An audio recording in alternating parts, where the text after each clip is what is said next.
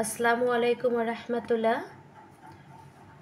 আমি রোকেয়া আক্তার সুমি, সহকারী শিক্ষিকা, সিরাতুল মুস্তাকিম ইসলামিক একাডেমি। আজকে আমি দ্বিতীয় শ্রেণীর গণিত বই থেকে বার্ষিকের সিলেবাস থেকে অঙ্ক করে দেখাবো। আজকে লেসন প্ল্যান 2-এর অঙ্ক করছি। প্রশ্নটা আছে, শিক্ষার্থীরা একটু খেয়াল করবে।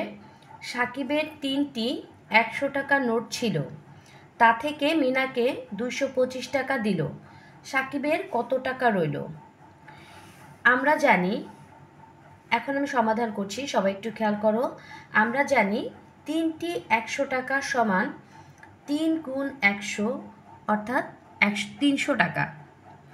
এক্ষেত্রে আমরা গুণ না করে যোগ করেও নিতে পারতাম, সেক্ষেত্রে একটু বড় হতো অঙ্কটা। তো আমি সংক্ষিপ্তভাবে তোমাদেরকে সহজ পদ্ধতিতে করে দেখাচ্ছি।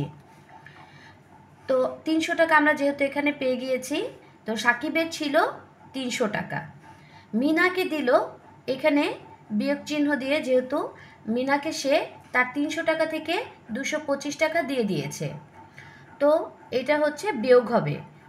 300 টাকা থেকে 225 আমরা বিয়োগ করব।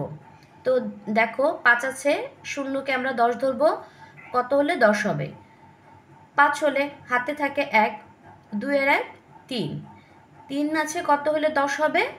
7 হলে হাতে কত থাকছে? 1, ওই 1 2 এর সাথে যোগ হচ্ছে, 2 এর 1 3, 3 এ 3 মিলে গেল, বামে শূন্য বসে না।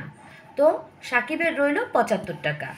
উত্তর আমরা পেলাম 75 টাকা। আশা রাখছি এইভাবে করলে তোমাদের জন্য খুব সহজ হবে।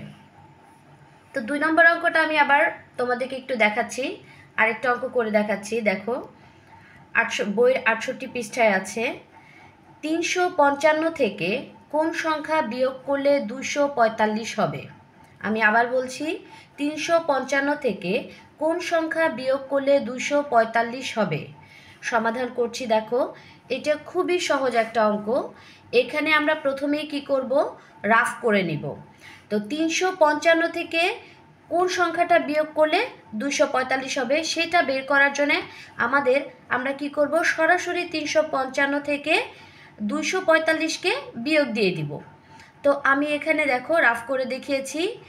দেখো 5 আর 5 মিলে গিয়েছে 0, 4 আছে, কত হলে 5 হবে? 1 হলে। 2 আছে, কত হলে 3 হবে? 1 হলে। তো উত্তরটা হবে 110। তো আমি এখানে সমাধানে লিখে দিয়েছি, 355 থেকে 110 এই সংখ্যা বিয়োগ করলে 245 হবে। অর্থাৎ উত্তর হবে, আমি এখানে লিখি নাই, এখন লিখে দেখাচ্ছি, উত্তর হবে 110। বাস।